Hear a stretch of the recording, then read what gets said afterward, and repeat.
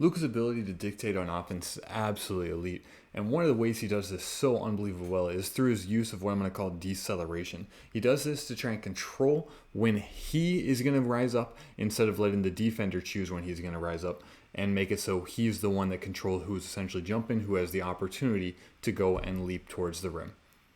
Let's go.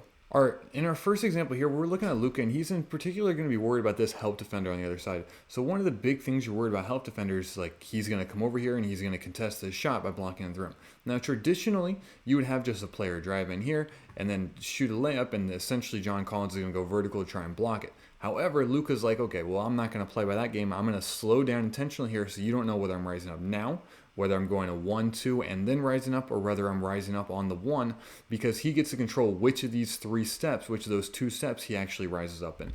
So what he does, unbelievably well, is make it so John Collins doesn't have the ability to jump in the first place. You can't jump because you don't know when Luka's going to go up. So he makes it so Luka is the only one that's actually moving up. And so because he's not able to jump up, he swipes down for the ball because that's the only defense he actually has. Gets a piece of the arm, and Luka obviously does a great job keeping the ball like separate from him, so he's going to swipe down and hit the arm instead of the ball.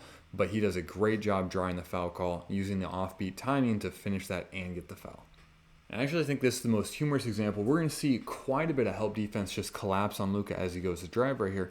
Okay, so he goes to drive, and so immediately defense like, okay, Luka's our best player. We got to get there. We got to stop. And we're going to see these 3 players all converge down on Luka to try and stop him at the rim. And their thought is, okay, we're going to contest the rim. We know he's going to shoot the layup. Boom. Right here, they see the 1, and they see the 2, and they see right here, okay, he's going to shoot right here, which means we got to jump up. We got to contest all 3 of them. And so he does actually end up shooting off this left leg right here because he has to. However, he doesn't rise up straight vertically. He doesn't go straight up this where the defenders are expecting. He hesitates and he draws it out a little bit and finishes over here because the defenders leaped at the wrong area. He now has that space to go with. So the defense all anticipated the ball was essentially going to come up right here. But Luka was able to extend it and go a little bit further and finish with this outside hand. We can't see it really in the clip, but he's on the right side. He's using his right side hand so that way he can have a little bit more extension where the defense can't quite reach. And so that creates that little bit more of a gap because he was able to slow down and use that off timing to make sure he had the edge of where the defense was leaping up. Look how far off the defenders actually leaped for the ball because they thought he was going to go up vertically in this area, but instead he went over here to create that essentially the uncontested layup via that.